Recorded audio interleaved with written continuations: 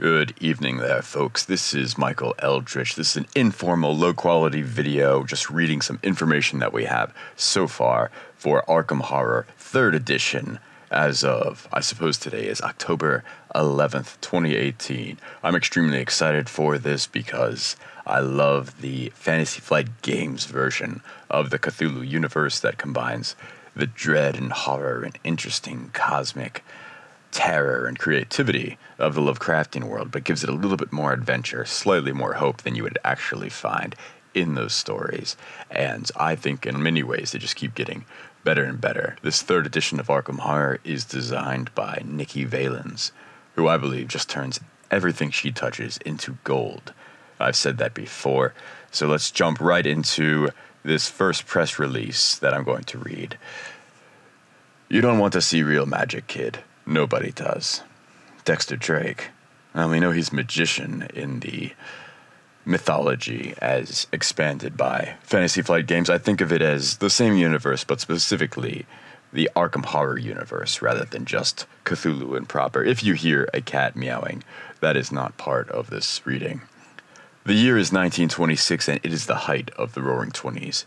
Flappers dance till dawn in smoke-filled speakeasies, drinking alcohol supplied by rum runners and the mob.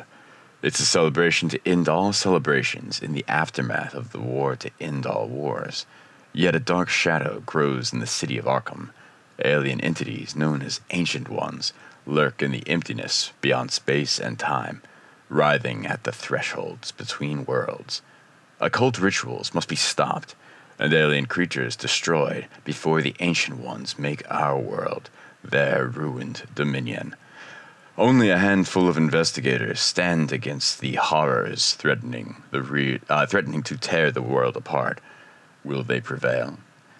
Fantasy Flight Games is proud to announce Arkham Horror 3rd Edition, the next evolution of the classic cooperative board game of cosmic horror for 1 to 6 players. Originally developed in 1987 by Richard Lanius and re-released by Fantasy Flight Games in 2005, Arkham Horror has long been synonymous with thrilling, thematic, cooperative board gaming. Now, we invite you to return to the Lovecraftian-inspired nightmare again, or visit it for the first time, with a modern take on this classic game. You can pre-order your copy now at your local retailer or online through our website today. Then read on to learn more. A light in the dark. Arkham Horror 3rd Edition sees players taking on the roles of investigators in the bizarre town of Arkham, Massachusetts. Unspeakable evil waits in the space between the moments and just past the veil of our existence, and investigators must work together to unravel the mysteries of the Ancient Ones, risking their lives and sanity along the way. Beautiful design and art, by the way. That's just a little aside by me. There will be some commentary back into it. As the wall against encroaching darkness, Arkham Horror 3rd Edition features 12 iconic investigators, each prepared in their own way to defend the world. Each investigator not only comes with a unique ability, but also has a customizable starting kit, letting you choose how you want to outfit your investigator for the coming game. And ultimately, each investigator has their own history and their own reasons for investigating the horrors of Arkham. That's very interesting to me because the last game I remember where you can customize your loadout in Arkham game beyond simply picking a character was Mansions of Madness 1st Edition, so that's an interesting choice they went with here. Although she may be a great lover of wealth and comfort, Jenny Barnes also had a curiosity and adventure streak. While she adored the fashion and society of Paris and Venice, she was equally at home sports shooting in rural Scotland or trawling the jazz clubs of New Orleans. She'd even funded an archaeological dig of her own, just for the fun of being the first one into the old tomb. So when she learned that her sister Isabel was missing, Jenny came to Arkham to handle the matter herself. Perhaps a life of wealth and power had made her overconfident, or perhaps the rogues who had taken her sister had just made their last mistake. Great returning character Jenny Barnes, a favorite staple of the Arkham Horror Files universe.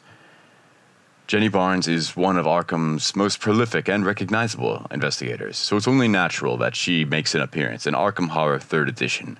She's joined by 11 other investigators, many of whom will be familiar to players of Arkham Horror the card game or Mansions of Madness 2nd Edition. Or, I might add, indeed, Eldritch Horror and Elder Sign, of course. It is these heroes who will provide a light in the darkness, who will stand against the terrors of the unknown, and, if fortune favors them, will succeed in saving Arkham and the world. The approaching doom. Each game of Arkham Horror 3rd Edition sees you and your friends exploring one of 4 different scenarios in the dark and deadly town. Each investigator brings your investigators to the edge of their sanity and beyond. These scenarios see a race between the investigators desperately searching for clues across the city and the forces of evil spreading doom to further their cause. Finding clues can advance the narrative of each scenario, inching you closer to victory. Spreading doom not only produces effects that will hinder you, but can lead to a very different conclusion. One where the world is not so fortunate. While this push and pull between uncovered clues and impending doom will often determine how the narrative advances, other factors can come into play, including choices made by the players. The fate of the world is in your hands. Do you have what it takes to succeed? And, of course, here we can see a card for Azathoth, the terrible outer god. Now, of course, in the Arkham universe, here they lump together great old ones and outer gods, and a couple other types of entities together when they are not in the same category. Great old ones and outer gods. Cthulhu and Azathoth are as different as a dog and a hurricane. That's just my own personal aside. But what is all this madness in search of? What greater goal are the investigators trying to achieve? How will the unlucky few who know of these cosmic horrors discover a way to thwart them? It's not simply a matter of closing gates to other worlds and hoping that the problem goes away. At the start of the game, the exact goals of your scenario are a mystery to investigators and players alike. As the scenario progresses, archive cards are added to a codex that sits above the board. Each of these cards advances the narrative and offers new objectives for the investigators to strive for, with victory eventually in sight. Finding clues may lead to favorable new archive cards, while the spread of doom may reveal cards that were best left unearthed.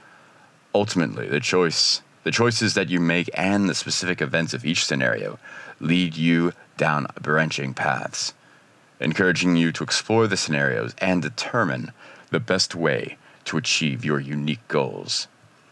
Archive guards guide the narrative of the story, offering a branching path within the scenario. I would add one of the most amazing things about Nikki Valens is how intuitively and interestingly she has been able to insert story and narrative beyond an abstracted narrative into her contributions to these games. Continuing. No matter which scenario you're embarking upon, investigators will have to stay ever vigilant. Moving around Arkham to discover clues will progress the scenario, but our heroes will also fight and evade monsters, gain resources, perform tests of skill, and more. Still, you won't be alone. You and your friends will work together to defeat this unknowable evil, and, by some miracle, you could come out victorious. A cycle of chaos. Playing a game of Arkham Horror takes place over a number of rounds, each round consisting of 4 phases. We'll look at these phases in greater depth in later previews, but for now they are the action phase, the monster phase, the encounter phase, and the mythos phase. So far, this reminds me a lot of Arkham Horror, the living card game in particular, by the way. Moving on, the action phase is the investigator's chance to unravel the mysteries of Arkham. You can move around the town, attack monsters, discover clues, and and more as you investigate Arkham like never before. Double-sided modular hexagonal tiles, new to this edition, represent the different neighborhoods of this troubled city, and every scenario sees these neighborhoods arranged in a different way, offering a new look and piece of Arkham with every challenge. But investigators won't simply be walking around the city. Alien creatures encroach on Arkham, and fighting and evading these beasts will be essential to success. You must balance these encounters with researching clues and purchasing the new tools that will be vital for your survival. This Arkham modular board, I think, is a great addition. Yeah, I agree, the little puzzle piece endings are perhaps less than ideal, but having them locked together and not move around is special, considering that can be an issue with some modular games, whether it's Betrayal at House on the Hill or even Mansions of Madness.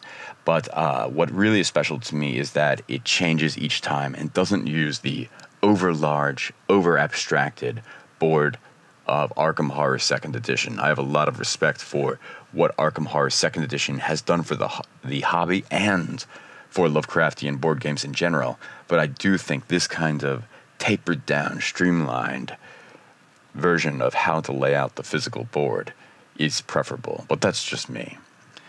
Continuing, investigators can move up to 2 spaces during the turn.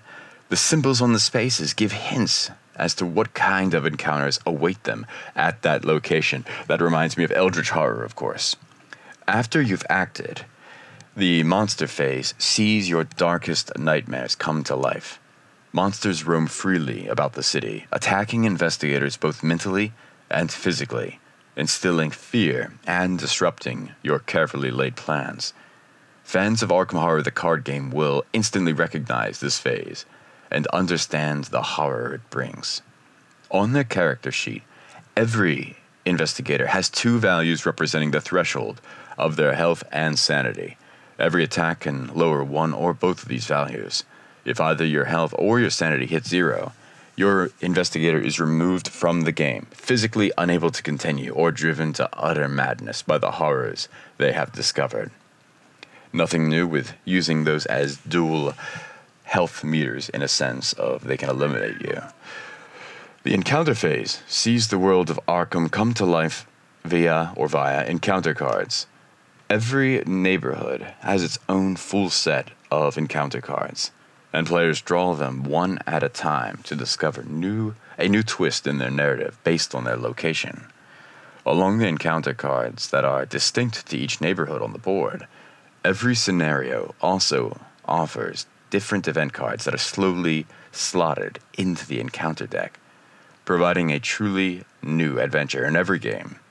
Maybe you will find a weapon to defend yourself in a mysterious shop on the far side of town. Or perhaps the police finally believe your mind-bending story. Every encounter reveals a new piece of your evolving story and a new piece of life in Arkham. Many of these encounters will see your investigator performing attribute tests. Success can be a moment of respite from the horror surrounding you, but failure can see your investigator dive deeper into madness and despair.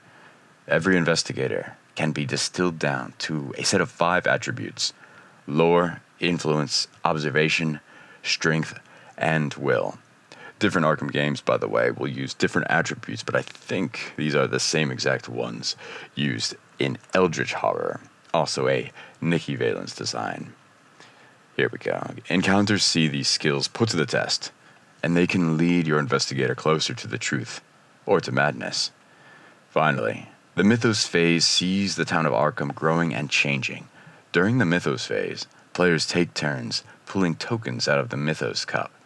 These tokens can do everything from inviting more monsters into the town, to spreading doom across the city, to triggering a terrible reckoning. As the cup is passed from player to player, the board shifts and changes. While many of these tokens will make the game harder for investigators, they also are one of the few ways to introduce more clues to the board, giving the investigators a goal to strive for. Beyond reality. Behind our own dimension lurk horrors beyond comprehension. No longer can you drift blissfully unaware of the blind side of the veil. Evil lurks around every corner. Can you save the world with your sanity intact? Find out in the fourth quarter of 2018. So you don't have to read more. That's the main press release from what I can tell. However, I am going to read a little bit more about some information for Arkham Horror 3rd edition. Let's see where we can find more news for this. Forget what I click on, all news. So there is actually a number of different press releases that have been announced so far. But let's take a look at the Encroaching Darkness. This is a preview for the action phase in Arkham Horror 3rd edition. Fear paralyzes. It wraps its tendrils deep in your mind and claws at your sanity, eroding your will to fight back against horrors that lurk in the night. But if the world has any hope of standing against the unknowable, eldritch abominations on the periphery of reality, brave souls will have to shed this fear and take a stand in order to save themselves and the world. Join us today as we preview how the investigators fight back against the darkness in Arkham Horror 3rd edition.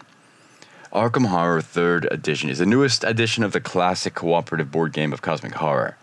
Today's preview will cover the action phase, paraphrasing that. Better be prepared. The world of Arkham Horror features nightmares beyond your imagination. Ancient ones that exist outside of time and space invade our reality, threatening to rip apart this world. Only you and your fellow investigators stand against this unknowable darkness. But you won't be defenseless. Throughout the 4 scenarios featured in the game, your investigator will gather possessions to aid them in their fight against the unknown. And your choices begin before the game even starts. Not only will you choose one of 12 investigators to play during the game, but you'll also get to customize their starting kit, allowing players to tailor their experience between individual investigators.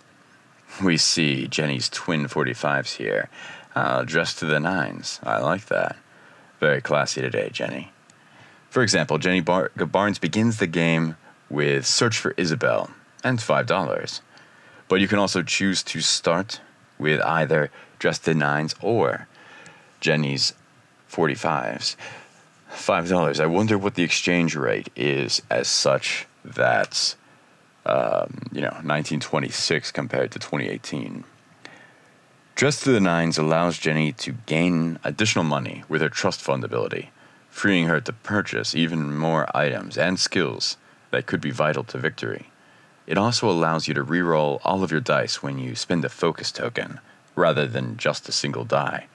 By choosing Dressed to the Nines, you're picking a more supportive role for Jenny, with a way to overcome any skill test and enough resources to buy items for any situation.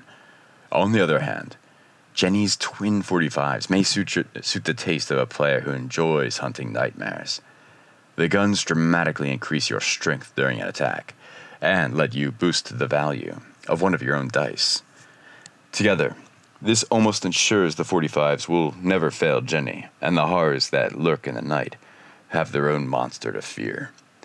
Over the course of your games of Arkham Horror 3rd edition, you will gain additional allies, spells, and items to help you combat the evil of the mythos, further curating and strengthening your investigator.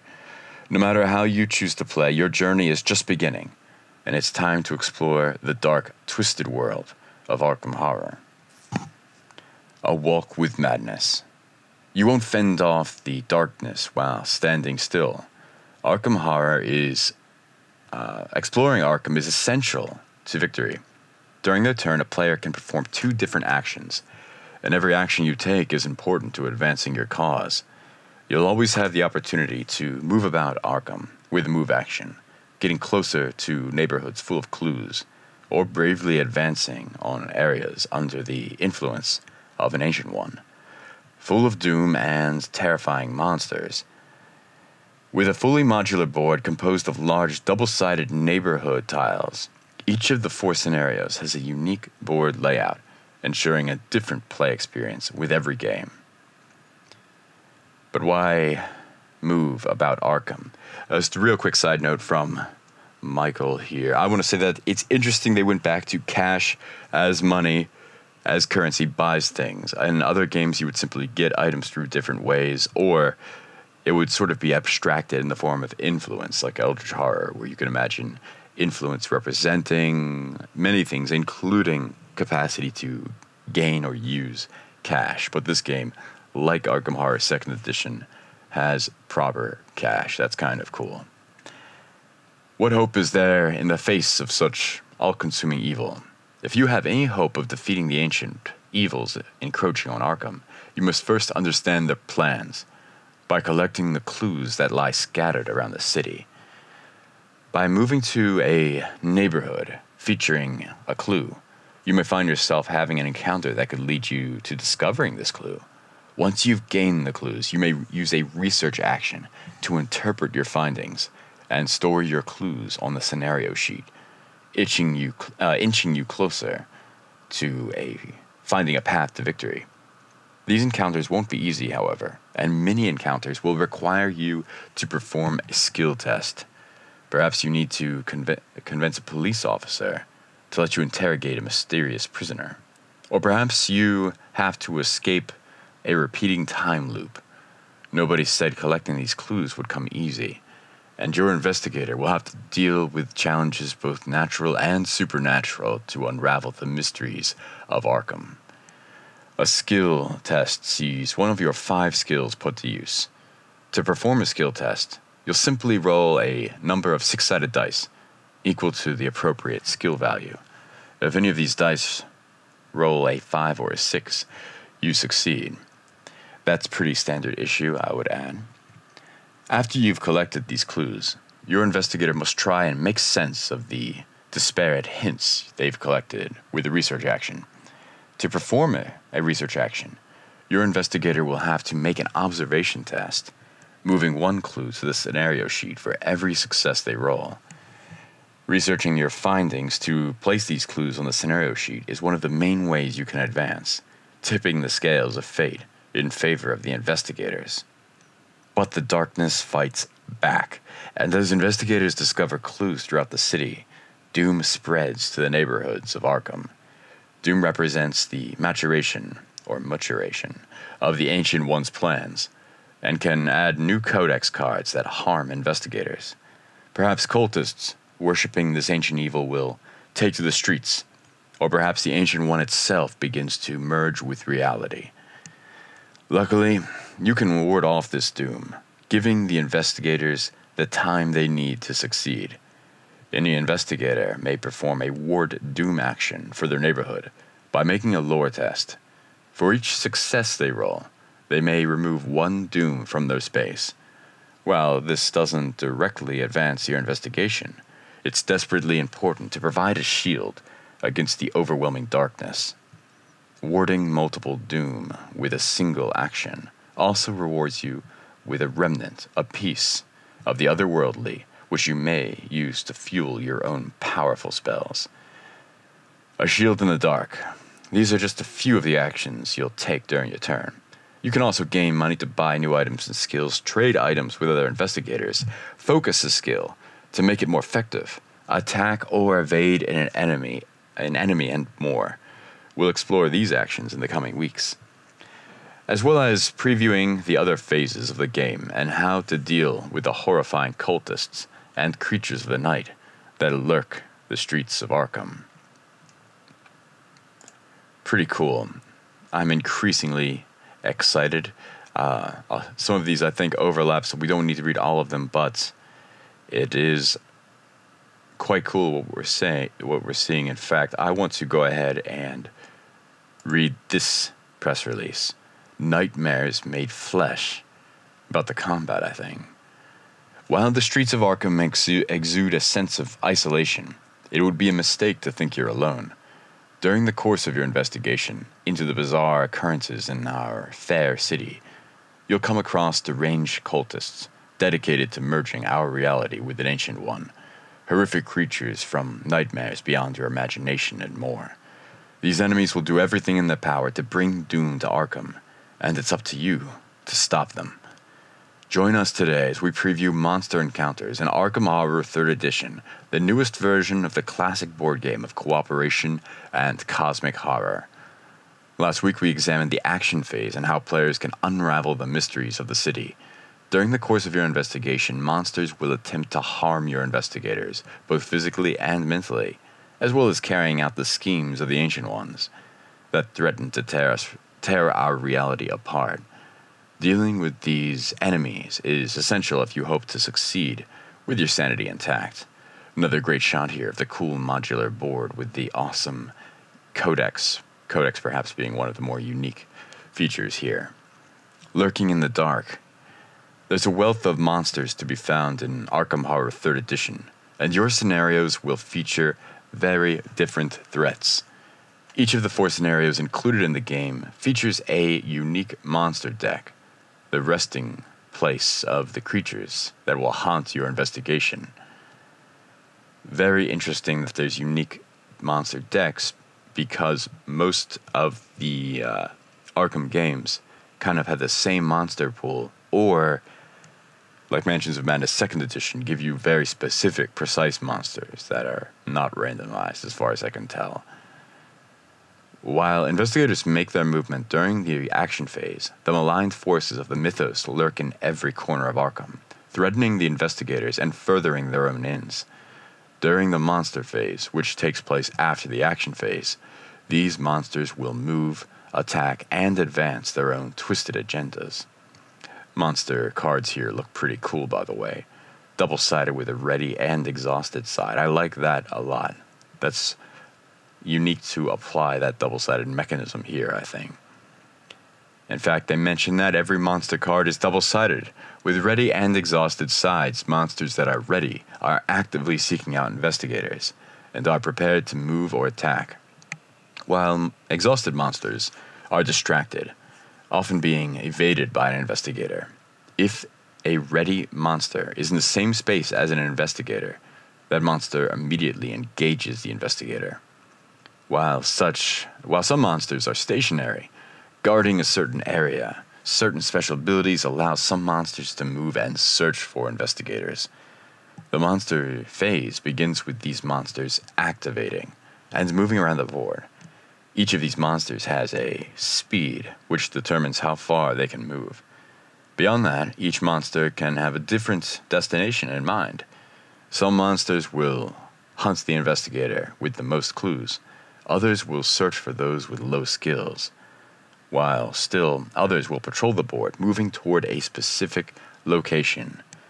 You will have to be constantly vigilant and slip past their searching eyes if you have any hope of avoiding or defeating these nightmares.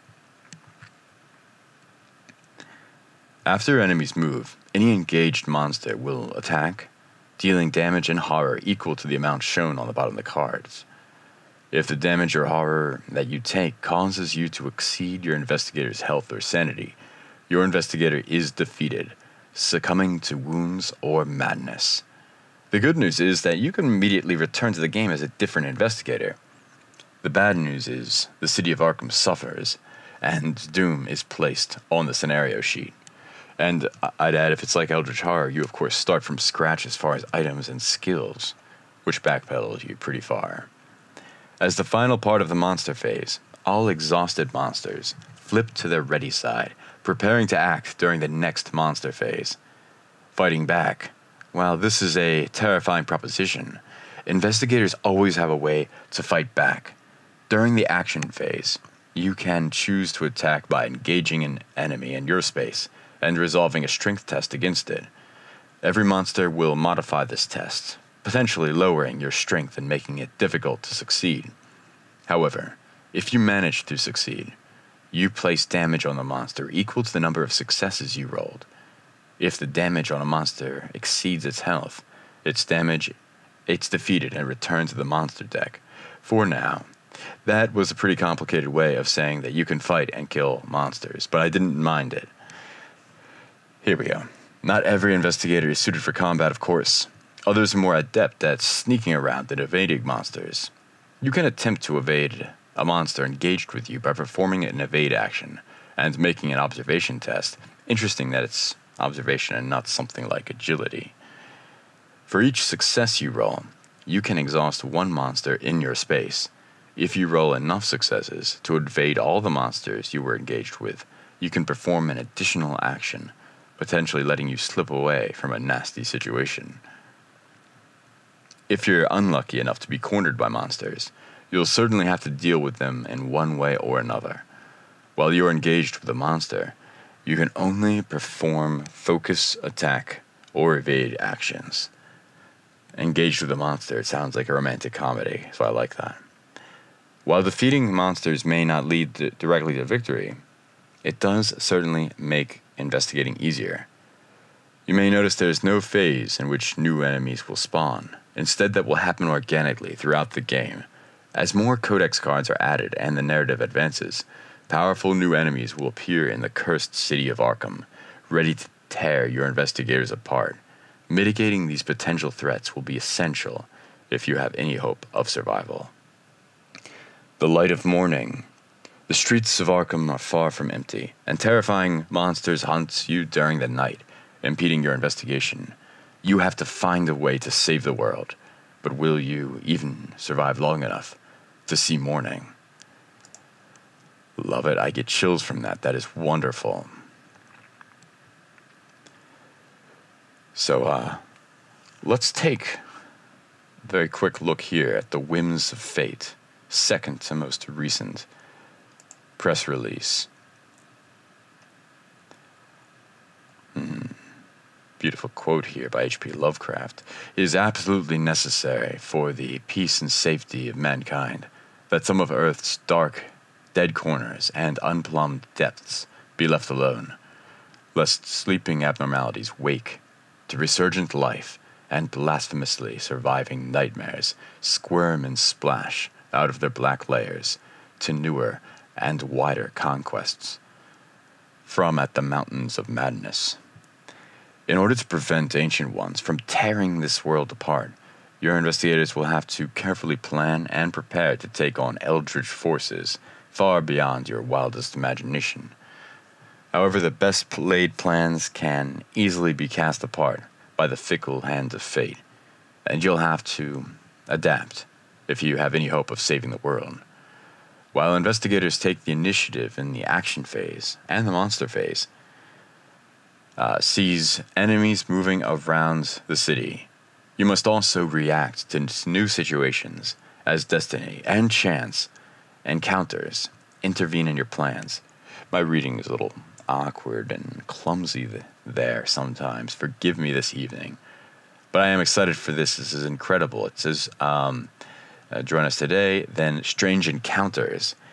We've already shown how the encounter phase is essential in gaining clues.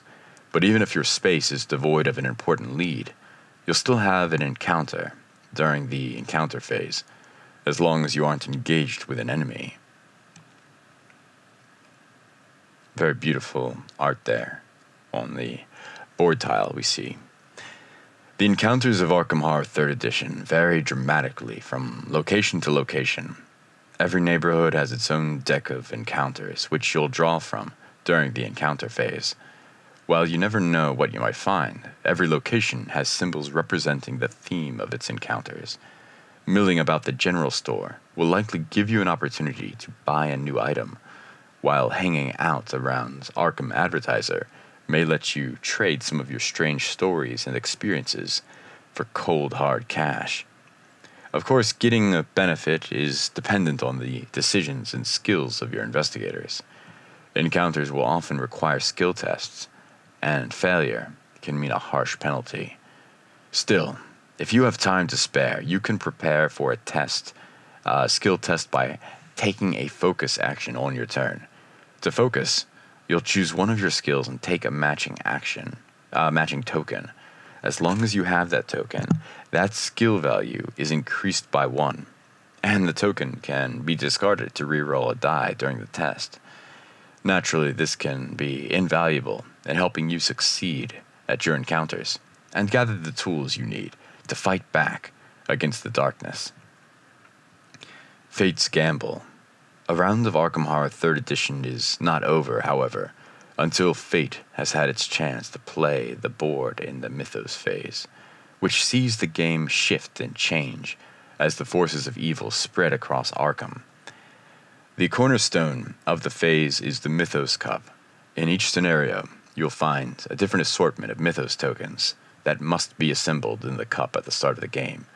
Then, during each Mythos phase, all players will take turns drawing 2 tokens from the Mythos Cup and resolving their effects. I'd note here, as an aside, that it seems there's a fair amount of setup, because if you set up the Monster Cup, get the right monster deck, depending on the scenario you're playing, and place the board down properly. I'm sure it's still less setup than Eldritch Horror, for example, but it's probably more than it would set up than you might expect looking at the modest size of the board. That's just my conjecture. Once a token is pooled, it is not returned to the Mythos Cup until the cup is empty, so you'll see a range of tokens in nearly every game. We have several tokens that can appear in your Monster Cup. I'll just say their names here. Spread Doom, Spawn Monster, Headline. I'm going to read that. Draw 1 headline card. These cards chronicle mysterious events around Arkham and will provide a small effect. Spawn Clue, Gate Burst, Reckoning. We're using the Reckoning thing. I like that in Eldritch Horror line. You'll notice that the Spread Doom and Gate Burst tokens both increase doom in the city. While this can introduce negative codex cards and lead your investigators down the path to disaster, it also has a secondary effect. Some scenarios feature strange and terrifying occurrences, like gateways to other dimensions. If any one space has 3 doom, or if there's 5 total doom in a neighborhood, you must place an anomaly token in the center of that neighborhood tile. Each scenario has different rules for how anomalies can affect the board, but you can be sure the ancient ones will use it to their advantage. You'll have to ward doom from the area to close these gates and repel their chaos. If you can remove all doom tokens from the board, the anomaly stabilizes and is removed. But lingering in these areas is dangerous. When you're in a neighborhood with an anomaly, rather than a normal encounter, you have an anomaly encounter, bringing you face to face with otherworldly powers, threatening to rip apart your sanity. The more doom in your space, the more severe your encounter becomes. Each round, the mythos slowly spreads throughout the city, and as a new turn begins, Arkham looks a little bit different, a little bit more threatening, a little more dangerous. Can your investigators overcome these new obstacles to save your city and the world? An endless loop. The city of Arkham is always changing. As your investigators race to gather clues, doom spreads and eldritch abominations threaten to consume all. Do you have what it takes to survive? And then it's telling us to pre-order, which we may very well do. Obviously, you'll decide for yourself, but it does look pretty darn cool. So we skipped a couple of them. It's announcing a pre-order here, and that one is for an event. But this is the last one that I think has some unique new information from our friendly publishers, Fantasy Flight Games. I'm not affiliated with them, by the way. And there's probably some overlap between all of these, of course, as we can see. But this one is most recent, and it says, Arkham is a beacon, calling out to those who feel an unknowable truth in their hearts. For these heroes, there is a duty to defend our world from ancient evils, through skill, intellect, the mystic arts, or pure determination. These investigators are a small flame of light in a city of encroaching darkness. Picking an investigator at the start of your game is an important choice, as it will help define your role in the upcoming investigation. More than that, a customizable starting kit lets you further tailor your playstyle as you prepare to take on one of 4 terrifying scenarios. Join us today as we preview 4 of the 12 investigators. Know your role.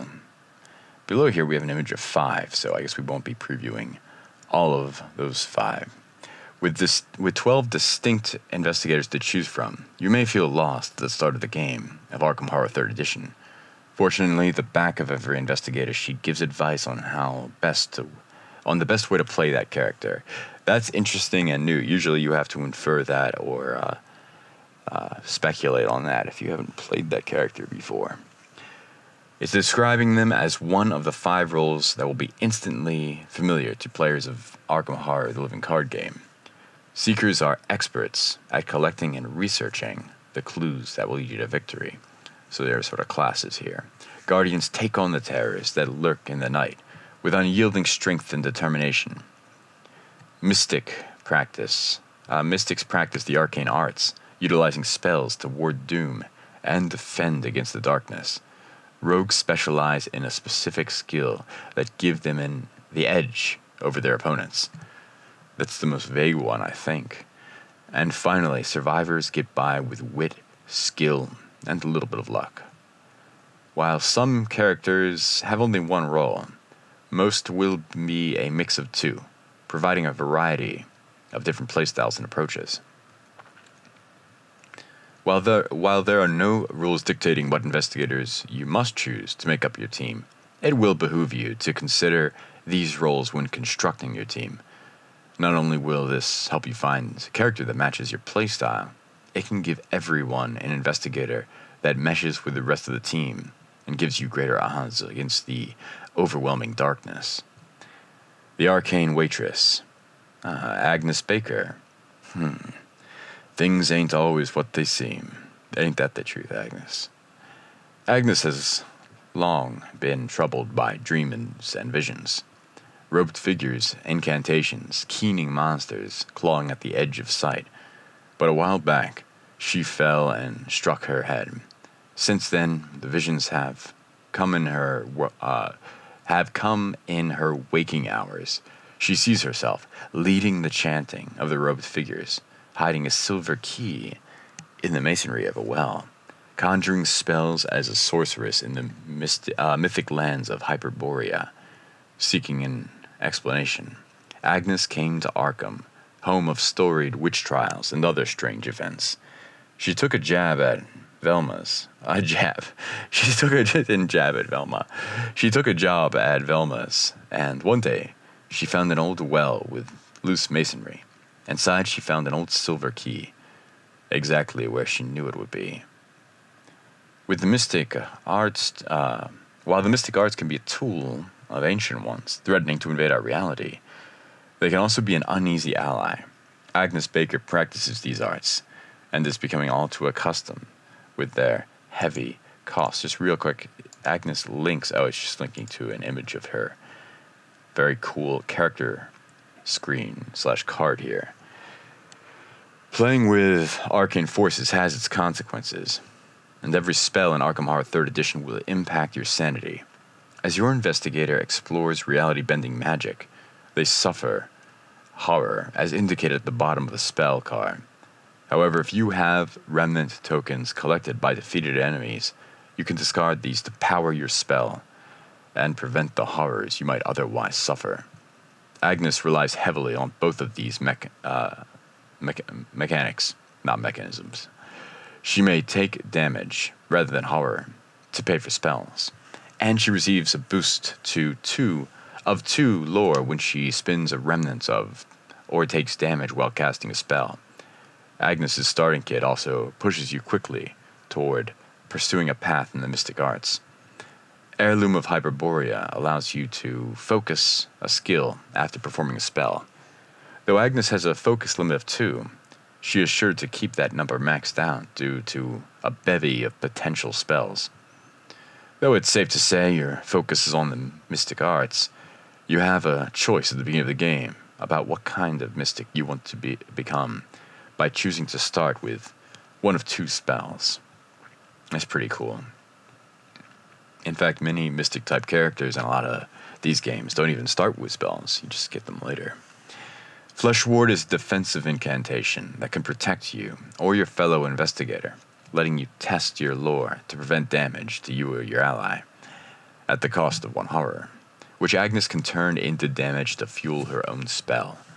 Importantly, this spell can stretch across the board to target an investigator in any space, and it serves as a helpful protection against the forces of darkness.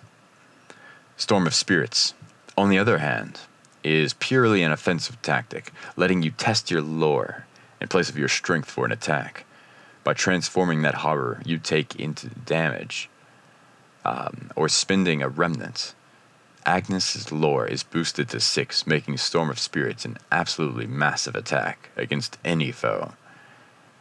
As a mixture of the Mystic and Guardian roles, Agnes can balance warding doom with defeating and defending against enemies with potent spells. That's pretty awesome. Up next, we've got the Haunted Drifter. The hardest thing Calvin has ever done was to walk away from Zhao. Oh gosh, I don't know how to say this word. I'm a jerk. Ignoramus here.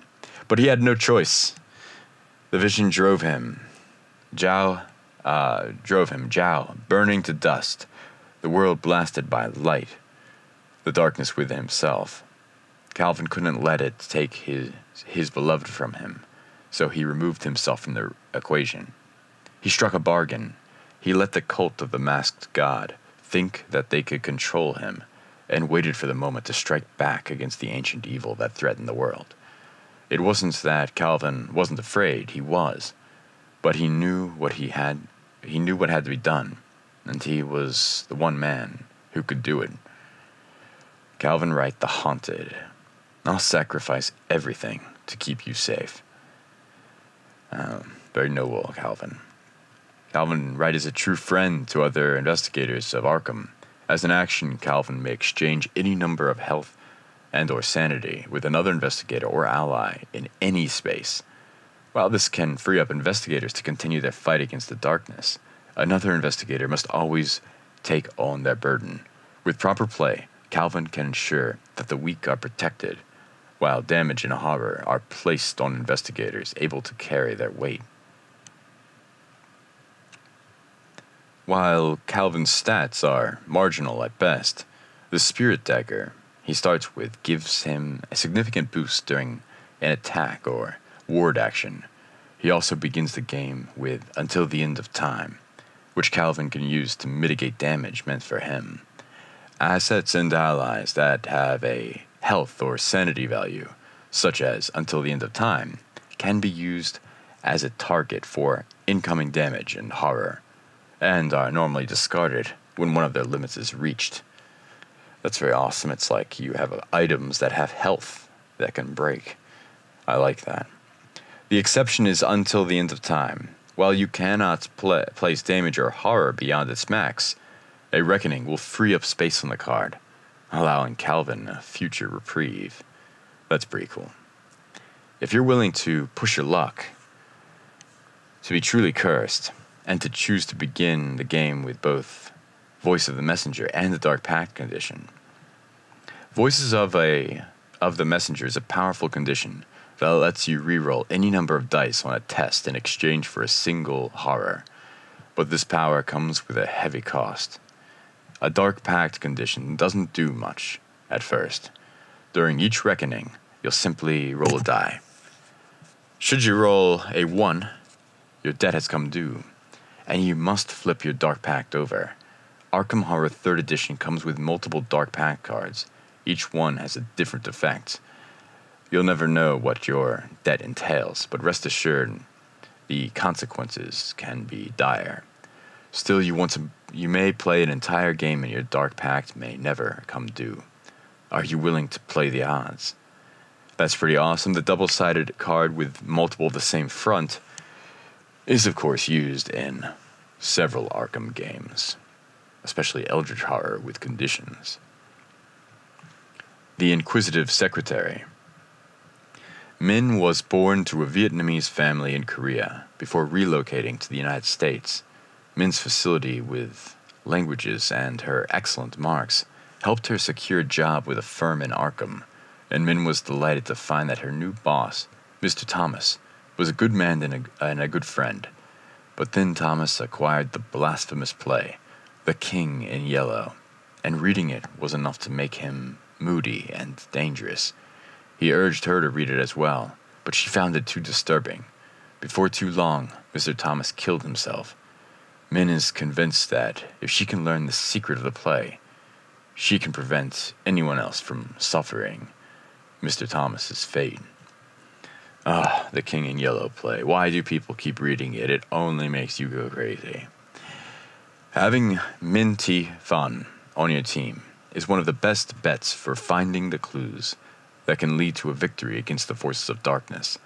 With Min searching for clues, you or an investigator in your space may re-roll dice, according to, during a test, up to the number of clues in your neighborhood. Obviously, Min always wants to be at a location with clues, and always working on the research that could very well save the world. Pretty good stats with her, pretty well balanced. Min begins the game in possession of the King in Yellow, which allows you to expedite your investigation by researching a clue when you take a horror. While this can prove to be an efficient way to gain clues, it also encourages Min T. Fan to plumb the darkest reaches of Arkham, the parts of the city that would loosen anyone's grip on their sanity. Is it truly worth the risk? That is very cool that she's especially incentivized to gain horror, but of course we know what horror does. Min also gets the chance to choose between two talents. Analytical Mind gives you an additional die during lore and observation tests, while you are at or above your focus limit. On the other hand, Synergy increases your focus limit while sharing the benefits of your focus with every other, with every investigator in your space. Space. If you plan on going it alone, Analytical Mind can provide all the support you need, while Synergy will be beneficial to a player who wants to stick with the group. Very super cool. Whatever you choose, as a mixture of Seeker and Survivor, you have to research clues while using focus tokens to survive the onslaught of deadly enemies lurking in Arkham. And the final previewed character here is the Doomed Mechanic. I'm not talking about roll and move mechanic as a pun, talking about this car mechanic person. Her name is Daniela Rice, the mechanic. You got a job that needs doing. I'm your girl. When she looked over her life, Daniela had to admit that it hadn't been bad. A boisterous family she loved, plenty of work to do, and enough money to indulge her love of motorcycles and pretty girls, even after putting food on the table. Not that she didn't have to have her share of aggravations. Her Santeria practicing mother, for one, always wanted Daniela to be careful, that a darkness lay ahead of her if she did not beware. Her brother Raymond, for another, always getting himself in trouble. Now Raymond is in trouble again. Her ward against evil is shattered, and it's up to Daniela to fix everything. Just like always, and I think she's the first openly gay Lovecraftian board game character.